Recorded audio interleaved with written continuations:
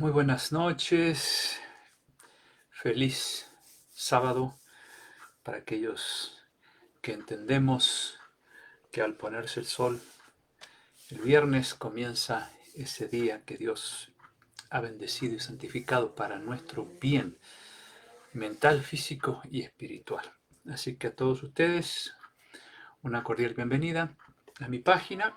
Vamos a continuar en esta noche con la segunda parte del estudio de estas 7 profecías del Apocalipsis que están en el capítulo 2 y 3 de este libro, y son en realidad 7 mensajes que San Juan escribió y que Dios decidió utilizar 7 de muchos otros mensajes destinados a otras iglesias para que sirviesen de marco histórico y profético para entender de qué manera fue la iglesia cristiana evolucionando desde los apóstoles hasta nuestros días. Por eso el capítulo 2 y 3 de Apocalipsis no es meramente un conjunto de símbolos y de historia, sino algo que tiene que ver con nosotros también, porque fueron mensajes para seres humanos como lo somos nosotros, cristianos de diferentes épocas, con los mismos problemas que tenemos hoy, incluyendo uh, el problema de siempre, que es el ataque del gran enemigo de Dios hacia el pueblo de Dios de diferentes maneras.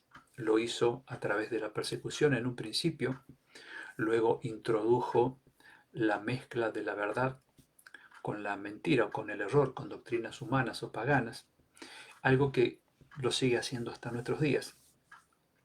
Por eso esas cartas, esos mensajes son muy actuales, porque Dios es el mismo y Satanás no ha dejado de lanzar sus o desarrollar sus estrategias y lanzar sus ataques, ¿por qué no?, a los hijos fieles de Dios, porque estamos todos involucrados en una gran batalla espiritual entre el bien y el mal, entre Cristo y Satanás. Nosotros estamos al medio.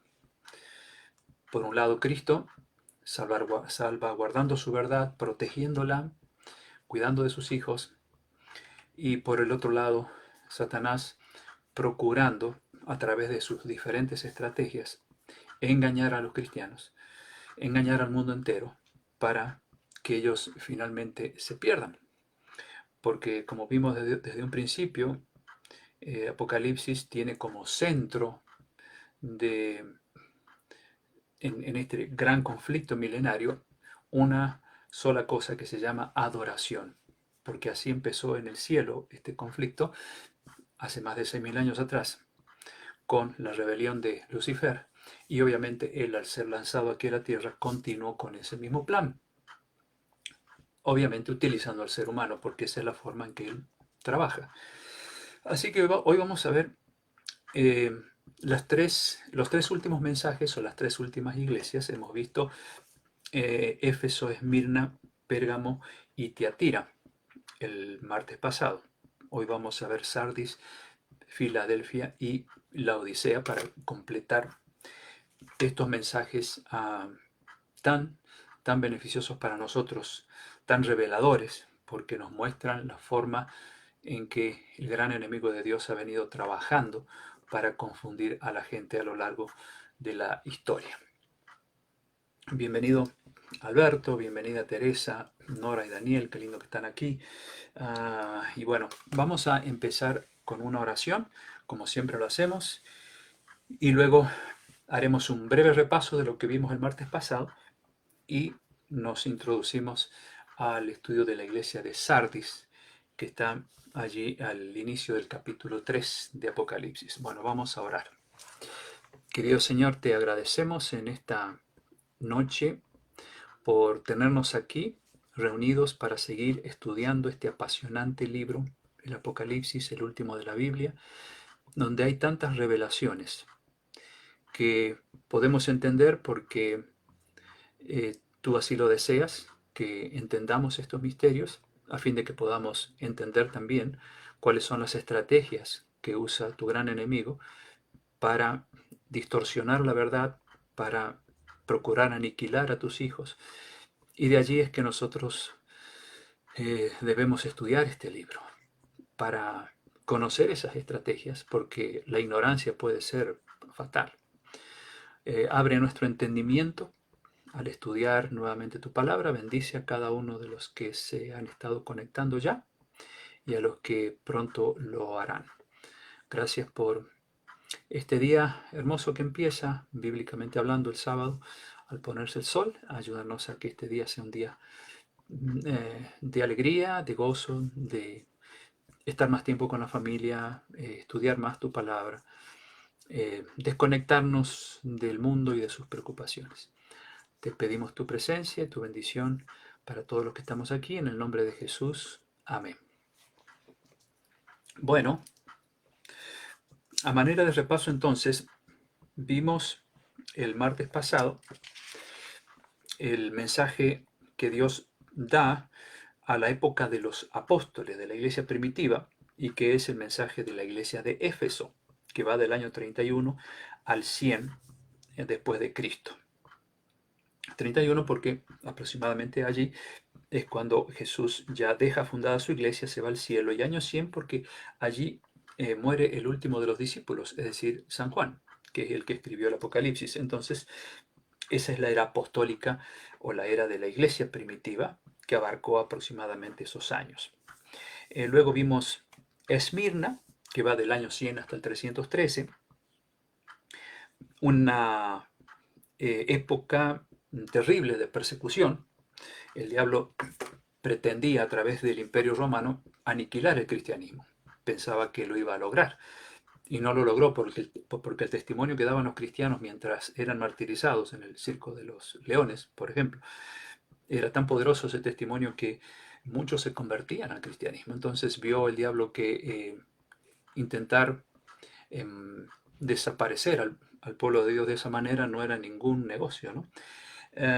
Por eso el año 313, el año en que culmina el mensaje a Esmirna, es cuando se dicta el edicto de Milán, el edicto de el emperador Constantino, quien frenó la persecución que Diocleciano eh, y Galerio habían desatado contra los cristianos, cumpliéndose así aquellos famosos 10 días en que Jesús le había dicho a los cristianos de esa época: ustedes van a tener tribulación, van a tener persecución, van a tener problemas. Incluso anticipó la muerte de muchos, porque dijo: sé fiel hasta la muerte, yo te daré la corona de la vida.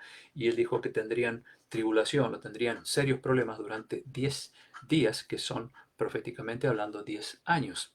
Y tal es así como en la historia se puede verificar esto. Año 303 hasta el 313, exactamente 10 años de terrible persecución, donde muchos cristianos murieron. Bueno,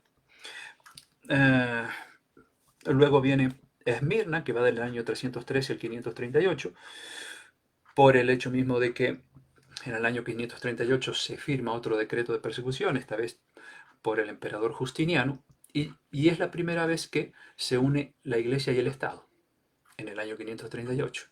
Antes la persecución solamente era del Imperio Romano pagano, pero en el año 538 se involucra la iglesia.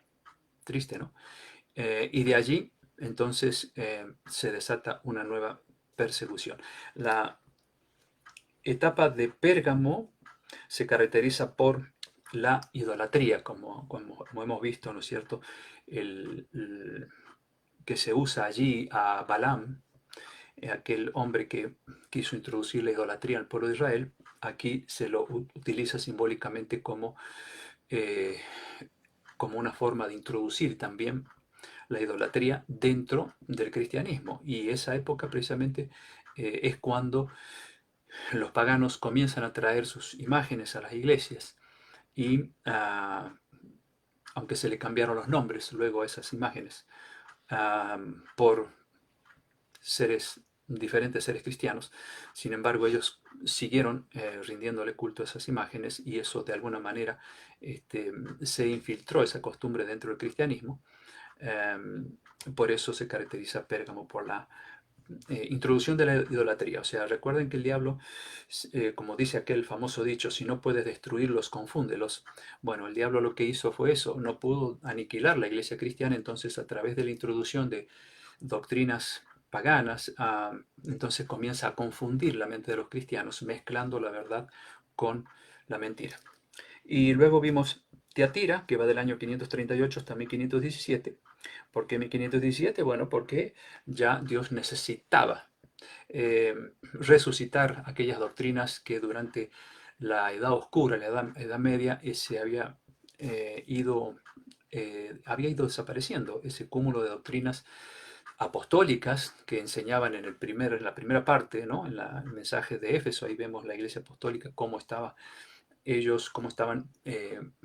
sosteniendo la verdad y predicándola, y no había aún idolatría ni ninguna cosa extraña ahí. Pero el error fue metiéndose de a poco, y cuando llegamos a esta época de Tiatira, ahí vemos a una tal Jezabel, un personaje sacado del Antiguo Testamento, para representar también la invasión de la idolatría dentro del cristianismo. Y de esa manera vemos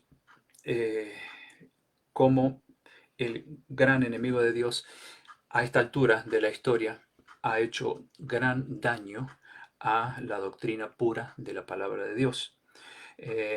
A tal punto que ahí en el mensaje de Tiatira habla de las profundidades de Satanás, ¿no? Y así como se menciona también en otra de las iglesias el trono de Satanás, como diciendo Dios, bueno, hay ya en esa parte de la historia, ya desde el comienzo, podríamos decir, desde el tiempo de Esmirna, Pérgamo, ya existía eh, esa división que se hizo entre la mayoría y la minoría. La mayoría que siguió el error, la mezcla de la verdad con la mentira, y la minoría que siguió sosteniendo en alto las grandes verdades predicadas por los apóstoles.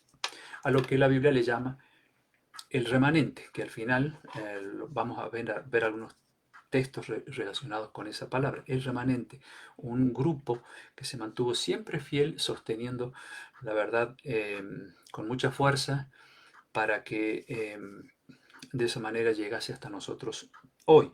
Y el sacerdote Martín Lutero en 1517, aquel hombre utilizado por Dios, obviamente, logró desenmascarar el error, estudiando profundamente la Biblia, comparando lo que dice la Biblia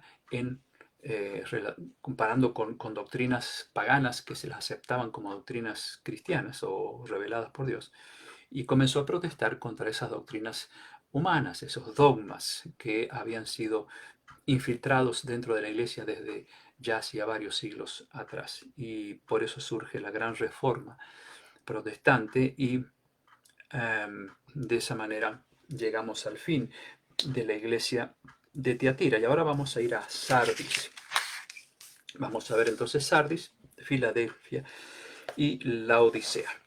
Sardis, vamos a leer lo que Dios le dice a la iglesia de Sardis, que de paso Sardis quiere decir canto de gozo o bien lo que queda. Y la época en que van estos mensajes es desde el año 1517 a 1755. 1517, la gran reforma protestante, el resurgimiento de las grandes verdades apostólicas, y 1755, porque allí se produce, de acuerdo a la apertura del sexto sello, que son los mismos periodos, los siete iglesias y los siete sellos, se produce un gran terremoto. Y creemos que ese terremoto, como lo revela la historia, fue el de Lisboa, 1 de noviembre de 1755. Bueno, vamos entonces al mensaje de Sardis. Escribe al ángel de la iglesia en Sardis: el que tiene los 7 espíritus de Dios y las 7 estrellas. O sea, siempre se refiere a Cristo de diferentes maneras, así se va introduciendo cada carta. Yo conozco, dice Jesús, tus obras, que tienes nombre de que vives y estás muerto. Y entonces le da un consejo a los cristianos de esta época. Sé vigilante y afirma las otras cosas que están para morir, porque no he hallado tus obras perfectas delante de Dios. Afirma las otras cosas que están para morir. ¿Qué cosas estaban para morir? Obviamente, las verdades apostólicas. Es decir, estos cristianos que formaban parte del remanente de un grupo pequeño, que conservaba la verdad de Dios y que no podía practicar su religión libremente porque eran perseguidos por causa de la palabra de Dios. Aquí les dice Jesús eh, que afirme las otras cosas que están para morir, es decir, afirme aquellas enseñanzas apostólicas, aquellas doctrinas que habían sido echadas por tierra, usando las palabras que dice Daniel, el profeta Daniel, capítulo 8, verso 14, ¿no? Habría un poder, dice él, que echaría por tierra la verdad. Bueno, esto eh, obviamente fue siempre un verdadero desafío para la minoría, porque ellos tenían que cuidar celosamente la verdad bíblica, aunque sea a escondidas, la seguían predicando, pero allí estaban y Jesús le dice, afirma las otras cosas que están para morir, es decir, no dejes que el mensaje puro del Evangelio, tal como Jesús lo había predicado, ese mensaje se muera. Y dice el 3, acuérdate pues de lo que has recibido y oído y guárdalo y arrepiéntete y guárdalo. Me recuerda Apocalipsis 1.3 cuando dice, bienaventurado el que lee, oye y guarda, ¿no?, las enseñanzas de este libro. Guárdalo y arrepiéntete, pues si no velas, vendré sobre ti como ladrón y no sabrás a qué hora vendré sobre ti. Y en el 4 hay como un elogio. Pero tienes unas pocas personas en Sardis que no han manchado sus vestiduras y andarán conmigo en vestiduras blancas porque son dignas. ¿Qué son las vestiduras blancas? ¿Qué es eso de no manchar las vestiduras? Bueno, no es algo literal, sino simbólico. En realidad, las vestiduras blancas representa el perdón de Cristo, representa la vida justa de Cristo que es colocada sobre nosotros cuando nos arrepentimos y pedimos a Dios que nos cubra con ese manto de justicia, ¿no? Entonces, cuando recibimos el perdón, Dios nos considera como si fuéramos Cristo. O sea, Dios nos tiene que ver a través de Cristo y quitar todo lo malo de nosotros y poner la perfección de Cristo en nuestra vida. Eso es recibir el manto de justicia de Cristo.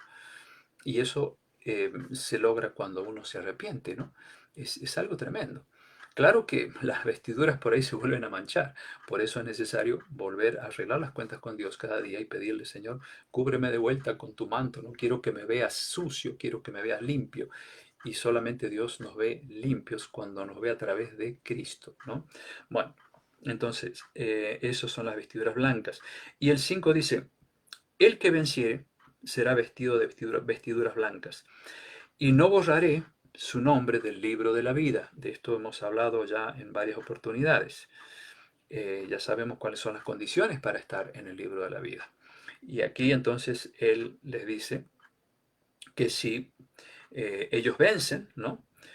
Vencen con la verdad y combaten el error, entonces no voy a borrar su nombre del libro de la vida de aquel cristiano que mantenga en alto la verdad y venza con el poder de Dios. Y confesaré su nombre delante de mi Padre y delante de sus ángeles. El que tiene oído, oiga lo que dice eh, lo que dice el Espíritu o lo que el Espíritu dice a las iglesias. Bueno, de paso, esta es la época cuando comienzan a aparecer las grandes verdades que Cristo dejó en su palabra. Como mencioné hace un rato, Martín Lutero, aquel sacerdote fiel a la palabra de Dios, clavó aquellas famosas 95 tesis en, en el castillo de Wittenberg, donde hay un gran templo. Tuvimos la bendición de ir allí en el año 2013 gracias a un programa que tenía nuestra iglesia, y mi sueño era poder conocer ese castillo de Wittenberg, que es una ciudad pequeña, y el lugar donde Martín Lutero clavó aquellas 95 tesis, que eran como 95 estudios bíblicos para abrirle los ojos a la gente y mostrarle los graves errores que estaba cometiendo la iglesia en ese tiempo al enseñar doctrinas que no tenían fundamento en la palabra de Dios. Y eso favoreció entonces ese despertar, ese deseo en la gente de ahora poder leer la Biblia y salir de la ignorancia que ellos tenían por habérsele negado la Biblia. Ustedes saben que eso fue por mucho tiempo. Solo la iglesia tenía la autoridad de interpretarla, pero el pueblo no tenía permiso de leerla. Eso era pecado. Bueno, y entonces entramos aquí a la siguiente iglesia, que es Filadelfia, el mensaje a Filadelfia. Ya al llegar a Filadelfia nos estamos acercando a nuestro tiempo y eso es lo emocionante del estudio de estas profecías. Filadelfia abarca más o menos desde el año 1755 hasta 1844. Un día vamos a estudiar por qué esa fecha. Esa fecha marca el fin de una gran profecía, la más extensa que hay en toda la Biblia, y que está en Daniel capítulo 8, versículo 12 al 14. Allí habla de la gran profecía de los 2300 días o años proféticos. Y entonces 1844 es el fin de esa profecía, pero un día tomaremos más tiempo para estudiar eso. Y es el tiempo cuando ocurren los fenómenos naturales predichos en Apocalipsis 6 al abrirse el sexto sello. Allí hubo tres fenómenos que San Juan anticipó que abrirían el sexto sello, o sea, la penúltima parte de la historia. Y el terremoto de Lisboa, el gran terremoto, que dice San Juan. Luego el oscurecimiento del Sol y la Luna, que ocurrió en el año 1780. Y la caída de las estrellas o uranolitos en el año 1833. Estos tres fenómenos ya habían sido anticipados en el Antiguo Testamento. Jesús los volvió a mencionar y Juan los repite al abrirse el sexto sello. En este caso corresponde también a la época de Filadelfia.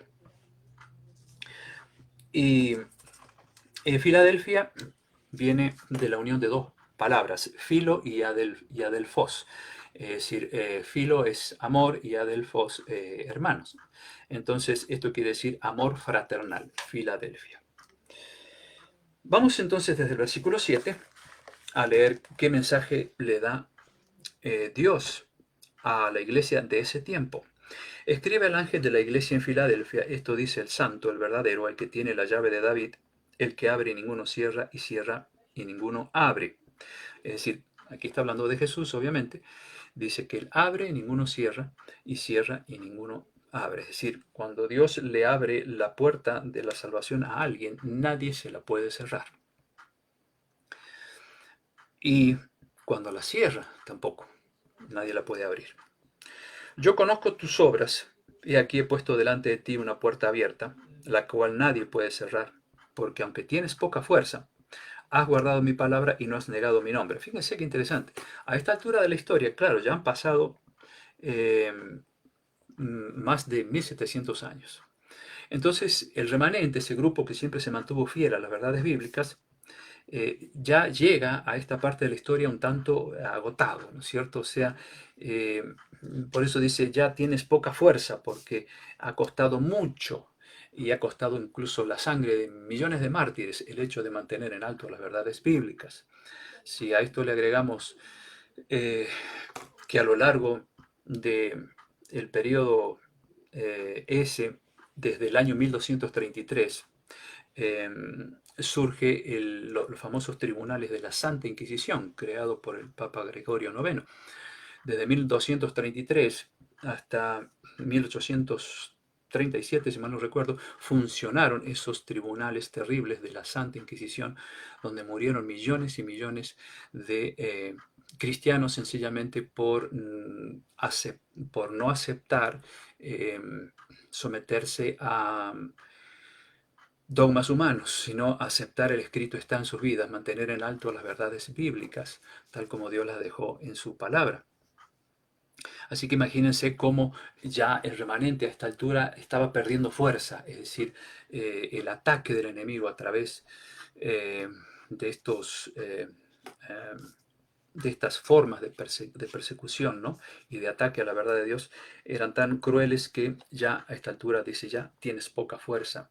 Pero dice, has guardado mi palabra. Aunque tienes poca fuerza, todavía la sigues conservando, todavía sigues creyendo en lo que yo te he dejado. Y dice, y no has negado mi nombre. Y mira, el 9 dice, he aquí yo entrego de la sinagoga de Satanás. Aparece otra vez esto. Entrego de la sinagoga de Satanás. ¿Qué es sinagoga? Sinagoga es iglesia. Entonces aquí tendríamos que leerlo más claramente así. He aquí yo entrego de la iglesia de Satanás. O sea, ya existía la iglesia de Satanás. Y ustedes podrán decir, o sea que los adoradores de Lucifer o adoradores de Satanás, así como se conocen hoy, las iglesias satánicas ya existían. No se está refiriendo a eso. No se está refiriendo a eso. Porque las iglesias satánicas, pues, ellos no tienen a Dios. Ellos, pues, están firmemente convencidos en lo que creen y punto. Ni siquiera usan la Biblia. Por lo tanto, no es un conflicto entre la verdad y el error. Este, el hecho de que exista la iglesia satánica, simplemente son creyentes en ese Dios que a ellos les llaman Satanás, ¿no es cierto? Aquí se habla de aquellos que creen ser cristianos, creen andar en el camino de Dios, sin embargo son sinagoga o iglesia de Satanás. ¿Por qué? Porque no están predicando las verdades que los apóstoles predicaban allá en la historia de la primera iglesia. Entonces, cuando uno está enseñando una mezcla de la verdad con el error, Jesús dijo claramente, el que no es conmigo, contra mí es. Y si yo estoy en contra de Jesús, aunque tenga un 90% de verdad bíblica, ya no estoy con Cristo. Y si no estoy con Cristo, ¿con quién estoy? ¿Queda claro? No se puede servir a dos señores. O se está con Cristo o se está con Satanás. Y aquí claramente, a esta altura de la historia, Dios dice que ya estaba la iglesia de Satanás dentro de la iglesia cristiana. Y dice, yo entrego de la iglesia de Satanás a los que dicen ser judíos y no lo son. Recuerden lo que expliqué la vez pasada. Aquí no se está hablando de los judíos como raza, sino a los judíos espirituales. Aquellos que han aceptado el Evangelio, que los judíos como raza no aceptaron, porque no aceptaron a Jesús como su Salvador. Y ahora entonces los judíos espirituales somos ustedes y yo. Eso lo dice la Biblia en unos cuantos pasajes, ¿no? Somos judíos en el sentido espiritual. Por lo tanto, cuando dice aquí, los que dicen ser judíos y no lo son, se debe entender de esta manera. Los que dicen ser cristianos y no lo son. Sino que mienten. ¿Por qué? Porque no están enseñando la verdad. He aquí yo haré que vengan y se postren a tus pies y reconozcan que yo te he amado. Versículo 10. Por cuanto, dice Jesús a estos cristianos, has guardado la palabra de mi paciencia. Yo también te guardaré de la hora de prueba que ha de venir sobre el mundo entero, dice, para probar a los que moran sobre la tierra. Ya Jesús está anticipando que algo grande va a venir. Por eso aquí ya él habla de un conflicto que se viene en este tiempo, en el tiempo del fin. Y vamos a mencionar qué es. Primero, dice allí, has guardado la palabra de mi paciencia. Y no es la primera vez que San Juan utiliza la palabra paciencia. En el capítulo 14, versículo 12, allí explica por qué tienen paciencia los que tienen paciencia, ¿no? Y dice, aquí está la paciencia de los santos, Apocalipsis 14, 12. ¿Por qué la tienen? Los que guardan los mandamientos de Dios y tienen la fe de Jesús, es decir, tienen la religión pura de Cristo. Y dice en el Salmo 119, 165, lo siguiente, mucha paz tienen los que aman tu ley y no hay para ellos tropiezo. Paz, paciencia, ¿no? Así que la paciencia es característica del remanente de Dios. ¿Por qué? Porque guardan los 10 mandamientos de Dios tal como Él los ha dejado escrito en Éxodo 20. Y ya hemos hablado de ese tema.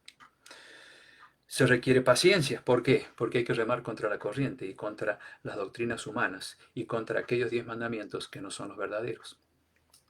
Bueno, y dice que viene una hora de prueba. Y dice, yo te voy a guardar de esa hora de prueba. Daniel 12:1, allá en el Antiguo Testamento, dice que será tiempo de angustia cual nunca hubo en la tierra, poco antes de la venida de Cristo. Pero dice que de ese tiempo de angustia Dios va a liberar a su pueblo. Y es lo que Jesús ha prometido aquí también en Apocalipsis 3, versículo 10. Es decir, yo te voy a proteger, te voy a guardar de esa hora de prueba terrible que viene al mundo entero, esa angustia que va a ser diferente a todas las angustias que ha experimentado el ser humano en la historia del mundo, porque se agravará por el hecho mismo de que Jesús estará viniendo del cielo a buscar a su pueblo y no habrá mediador, no habrá quien interceda por los pecadores. Y mucha gente se va a dar cuenta que está perdida porque no hay quien ahora pueda arreglar cuentas con esas personas. Y saberse perdido produce una angustia terrible, como la que sufrieron los antediluvianos cuando estaban afuera del arca, desesperados, queriendo que Noé abriera el arca. Esa angustia terrible que ellos sufrieron sabiendo que estaban condenados a muerte, son las que van a sufrir aquellos que despreciaron este tiempo de oportunidad que Dios nos da para vivir conforme a su voluntad. Bueno, vamos al versículo 11. Y aquí Jesús ya por primera vez menciona su segunda venida. Miren qué interesante. He aquí, dice Jesús, yo vengo pronto. Algo que no había dicho antes, porque todavía Jesús no iba a venir. Ni en el tiempo de Esmirna, ni de Tiatira, ni de Pérgamo, ni siquiera de Sardis. Pero ahora en el tiempo de Filadelfia, que se está acercando a nuestro tiempo, ya Jesús anuncia su retorno. He aquí, yo vengo pronto. Retén lo que tienes. ¿Qué cosa tenía el remanente, el grupo pequeño? La verdad bíblica. Retén esa verdad para que nadie, dice, tome tu corona. Y dice el 12, al que venciere, yo le haré columna en el templo de mi Dios y nunca más saldrá de allí. Escribiré sobre él el nombre de mi Dios y el nombre de la ciudad de mi Dios, la nueva Jerusalén, la cual desciende del cielo, de mi Dios y mi nombre nuevo. El que tiene oído, oiga lo que el Espíritu dice a las iglesias. Ya sabemos qué clase de oído está mencionando aquí Jesús. El oído que quiere aprender, el oído temeroso de la palabra de Dios, el oído sincero, ¿no? No el curioso, no el oído para acumular información meramente, sino para querer hacer lo que Dios manda. Y vamos llegando así a la última iglesia, el último mensaje, y que tiene que ver con la Odisea.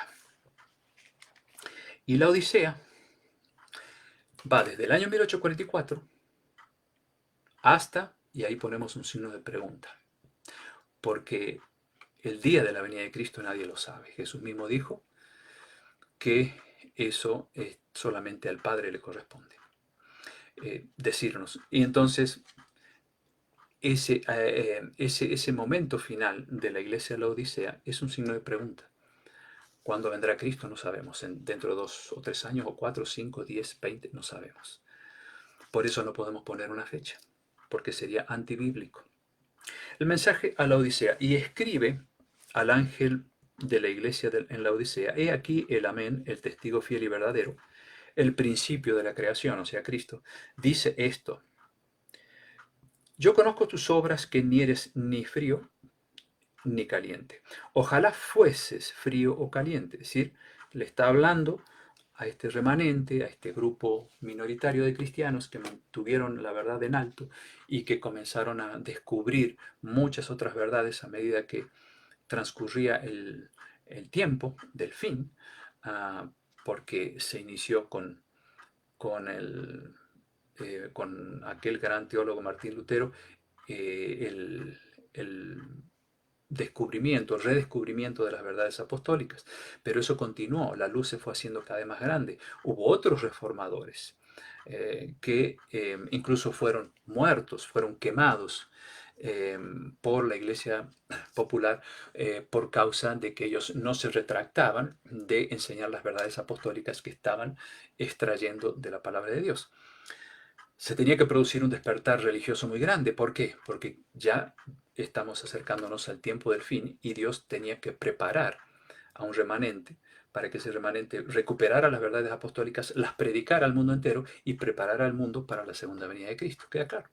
De paso, en el libro de Daniel, Dios le dice al profeta Daniel, que es el complemento de Apocalipsis, dice: cierra las palabras de este libro, Daniel, hasta el tiempo del fin. Esto está en el capítulo 12 de Daniel. Dice, muchos correrán de aquí para allá y la ciencia se aumentará, le dice Dios a Daniel. O sea que las profecías, estas que estamos estudiando ahora, no las podríamos haber entendido hace 200 años atrás, por ejemplo. Dios no habría mandado luz para entenderlas. ¿Por qué? Porque eran solo para el tiempo del fin. Y Dios le dice a Daniel, cierra estas palabras proféticas, recién se van a entender en el tiempo del fin. Y ya hemos visto el tiempo del fin, se inicia aproximadamente alrededor del 1800. Y dice, muchos irán de aquí para allá y la ciencia se aumentará. ¿Qué ciencia? La ciencia teológica, la ciencia de la palabra de Dios se va a aumentar. Es decir, mucha gente llegará a entender grandes verdades apostólicas que antes no entendían. Muy bien. Pero esta última iglesia, la Odisea, que de paso, la Odisea quiere decir el juicio de un pueblo o pueblo justo. Viene también de dos palabras, laos, que quiere decir pueblo, y disea, que viene de dikaios, ¿no? Esto es griego, que quiere decir justicia. Y se encuentra a Jesús con una iglesia que está en un estado de tibieza espiritual. Por eso en el 16 dice, pero por cuanto eres tibio y no frío ni caliente, te vomitaré de mi boca. Porque tú dices, yo soy rico y me he enriquecido, de ninguna cosa tengo necesidad. Y Jesús le dice, no sabes que tú eres un desventurado, miserable, pobre, ciego y desnudo, es decir, no tienes a Cristo en tu vida.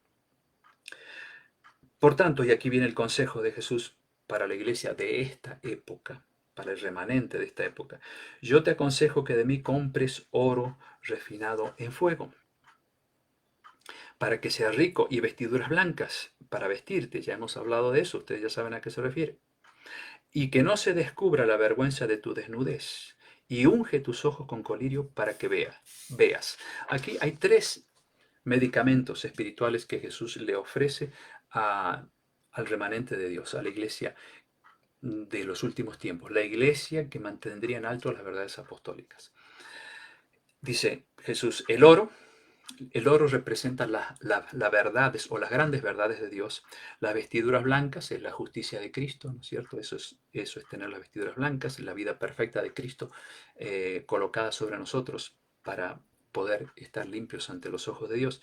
Y en tercer lugar, el colirio. El colirio es el discernimiento del Espíritu Santo. Cuando Jesús dice, unge tus ojos con colirio, le está diciendo, pídele al Espíritu Santo que te dé luz para entender las verdades que todavía te cuesta entender. Miren, cuando uno enseña tantas verdades como las que hemos venido presentando desde el mes de marzo hasta ahora, seguramente que en la mente de algunos de ustedes que no conocían estas verdades se produjo como un conflicto, ¿no? ¿Qué hago? ¿Acepto lo que escuché de Rubén, que lo sacó de la palabra de Dios, o me quedo con lo que me enseñaron en el pasado? Entonces hay un cortocircuito ahí, ¿cierto? Y por eso Jesús dice, unge tus ojos con colirio para que veas dónde estás parado en tu vida espiritual. Porque hay gente que por más que vea la verdad bíblica 10, 20, 30, 100 veces o 1000 veces, si no permite que el Espíritu Santo lo convenza de que tiene que dejar el error y aceptar la verdad, esa persona seguirá ciega. Queda claro. Por eso el mensaje para este tiempo es, pídele al Espíritu Santo que te dé luz, porque finalmente el que te va a convencer no es Rubén, no es ningún otro ser humano, sino el Espíritu Santo. Es el único que puede convencernos de pecado, de justicia, de juicio, como dice en San Juan capítulo 16, verso 13. Por eso aquí Jesús nos da esta receta. El oro, las verdades de Dios, las vestiduras blancas, la justicia de Cristo y el colirio espiritual. Porque es el Espíritu el que abre nuestro entendimiento y nos ayuda también a abandonar aquello que Dios no acepta. Y entonces, dice en el versículo 19, yo reprendo y castigo a todos los que amo. Sé pues celoso y arrepiéntete. ¿Arrepiéntete de qué? Podría decir el remanente de Dios a esta altura, si yo ya conozco todas las verdades apostólicas, ya han sido recuperadas, ya las tengo a toditas, ya las puedo predicar. Sí, pero puede haber ciertas cosas en la vida de estos cristianos que necesitan un arrepentimiento. Quizá un defecto de carácter que todavía no lo reconocemos como tal. Quizá alguna enseñanza que no armoniza con la enseñanza del cuerpo de Cristo, de lo que enseña la iglesia de Cristo, el remanente. No sé qué podrá ser, pero aquí dice arrepiéntete, porque tú crees que estás bien, crees que eres un buen cristiano, pero estás viviendo en un estado de tibieza espiritual.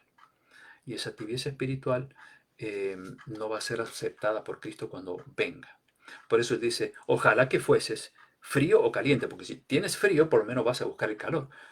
Y caliente, pues no necesitas entonces este, subir a un nivel más alto, porque estás bien, estás fervoroso, estás entusiasmado, vas bien. Pero la tibieza espiritual de un cristiano puede ser fatal. Y entonces Jesús hace un llamado de amor antes de terminar con estos 7 mensajes proféticos. Un llamado para ustedes y para mí. He aquí yo estoy a la puerta y llamo.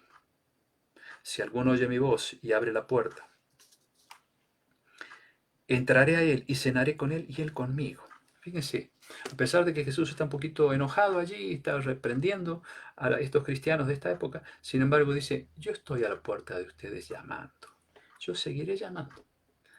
No va a abrir en la puerta, sino que el que va a abrir es el que está adentro. Dice, por eso Jesús dice, si alguno abre la puerta, iniciativa del que está adentro, entonces yo entraré con él y cenaré con él y él conmigo. Es decir, mantendremos una comunión amistosa, hermosa, ¿no?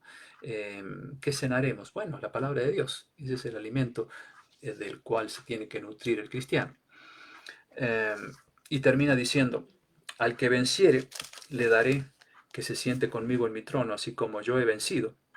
Fíjese, al que venciere, así como yo he vencido. Hay frases claves en la Biblia. Por eso cuando leemos un versículo, tenemos que prestar bien atención a lo que está diciendo. Aquí hay una gran verdad tremenda. Al que venciere, como yo he vencido.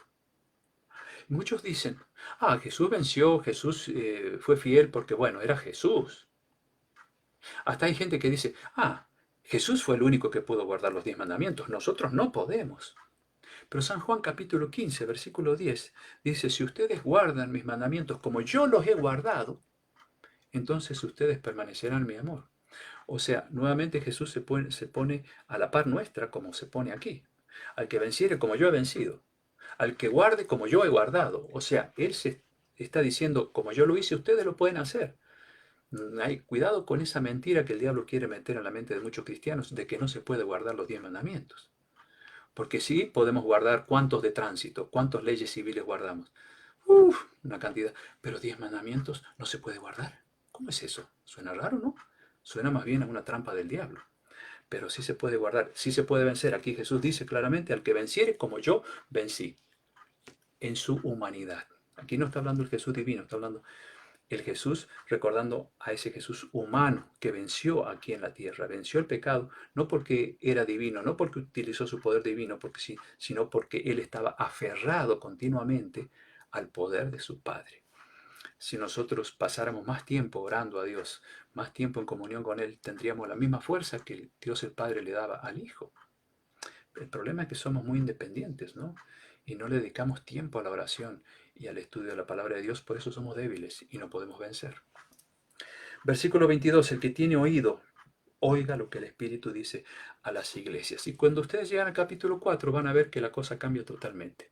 Ya lo que San Juan ve en el capítulo 4 es a los salvados allí ya en el reino de Dios. Quiere decir que al final de este mensaje, la Odisea, el segundo retorno de Cristo será por fin una feliz realidad.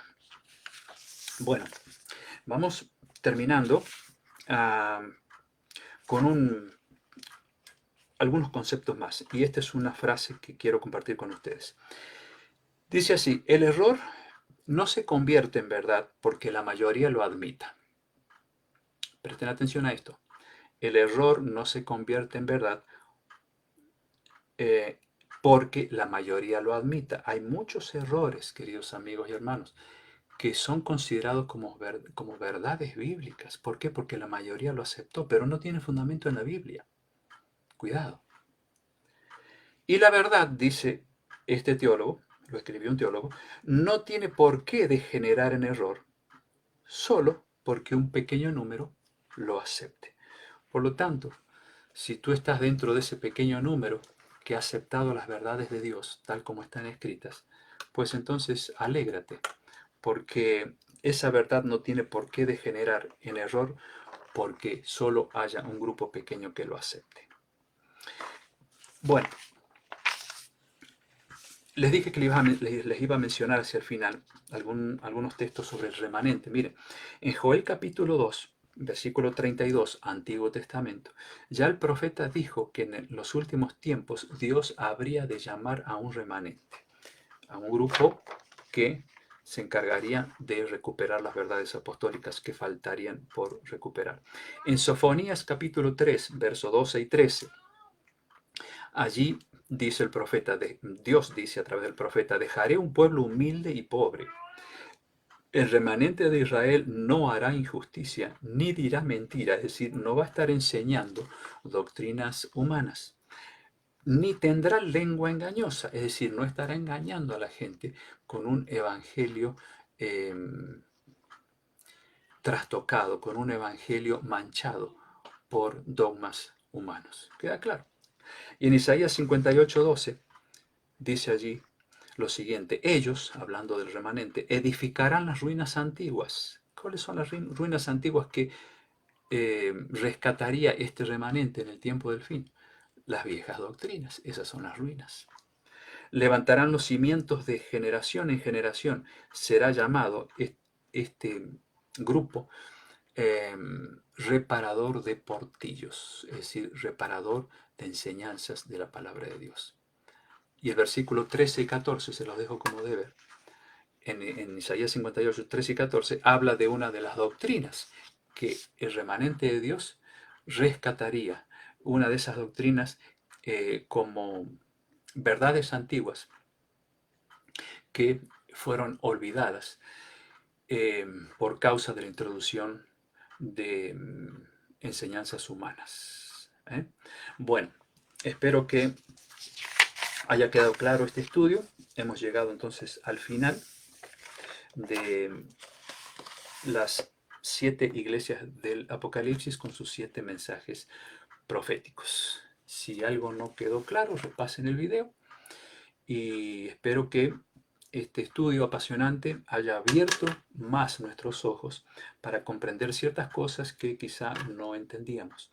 Aquí está clarito la forma en que el diablo ha estado luchando para destruir al pueblo de Dios, primero a través de la persecución, luego mezclando el paganismo con el cristianismo, creando dogmas humanos, prohibiendo al pueblo leer la Biblia, desatando nuevas persecuciones más adelante, como la que comenzó en el año 538, como la que comenzó en 1233 con la Santa Inquisición. De paso, Jesús había anticipado la Santa Inquisición. ¿Dónde está eso? San Juan capítulo 16, versículo 1 al 3, donde Jesús dijo: vendrá tiempo cuando cualquiera que os mate pensará que le rinde servicio a Dios, y harán esto porque no conocen ni al Padre ni a mí.